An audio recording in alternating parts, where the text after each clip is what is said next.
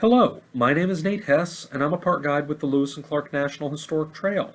I'm working from home today. I'm sitting here in my living room with a few pictures up here behind me, as well as a lamp off to the one side of me as well. And I'd like to talk today about what flavors bring fulfillment to your life. Sweet, savory. We live in a world lucky enough to have access to a vast variety of flavors in our cooking. How do those flavors make you feel? Can you imagine certain foods without those spices and flavors?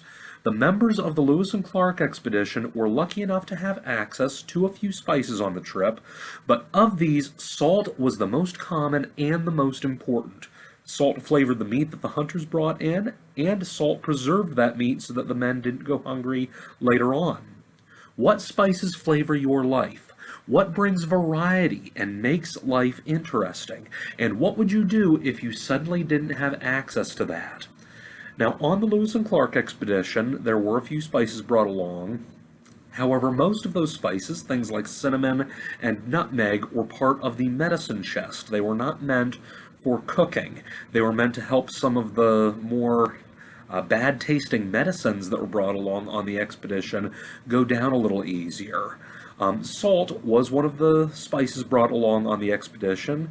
In fact, 6 quarts of it was bought shortly before the expedition began. It was one of the last things bought to help supplement the stores of salt brought along on the expedition. Both captains, Lewis and Clark, knew that salt would be very important on the expedition for two reasons.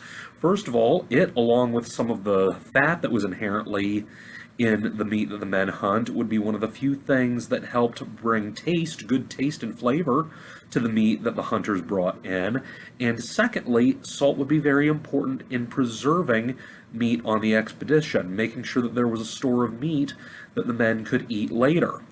Additionally, that salt would be used in making clothing later on in the expedition, rubbed on hides in order to dry them out and help make clothing later on in the expedition.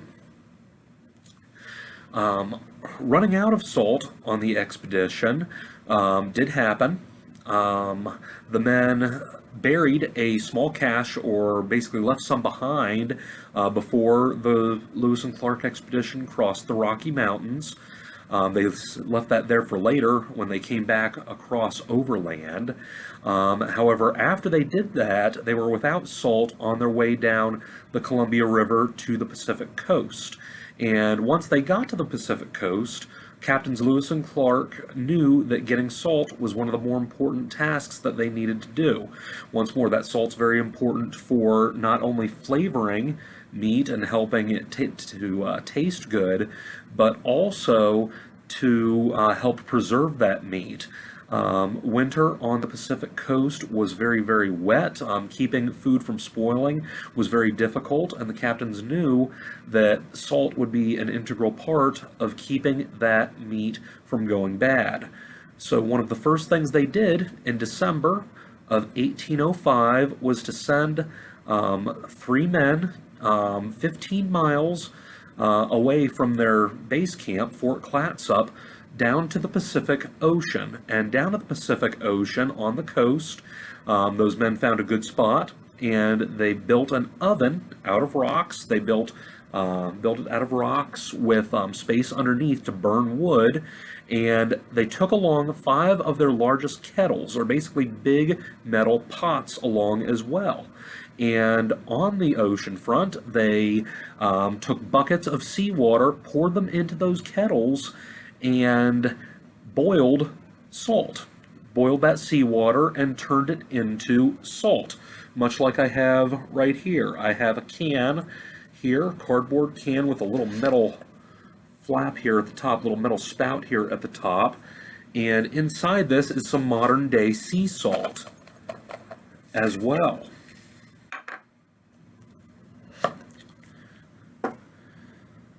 And this is much like what those men did at the salt camp. Is they made sea salt, much like what I have right there in that white bowl. And that salt those men sent back to Fort Clatsop. Both captains in Lewis and Clark were very pleased with that salt. They termed it excellent, fine, strong, and white salt. And by the end of their time at the salt camp, those men had boiled down about 28 gallons of sea salt, far more than I have in my little container right here, but it was enough for the men to use during their time at Fort Clatsop, for the expedition to use it during their time on the Pacific coast at Fort Clatsop, and they had enough to last for a portion of their return trip, at least until they got back to the salt that they cached back before they crossed the Rocky Mountains. Now, while we have access to many spices and flavors in this modern age, the simplest spices are often the most useful and the best at raising the spirits of hungry people. On the Lewis and Clark expedition, salt flavored the meat that sustained the men and preserved that meat for the long overland trip. The salt ration was important enough that Lewis and Clark deemed procuring more salt an important goal during the winter spent on the Pacific coast.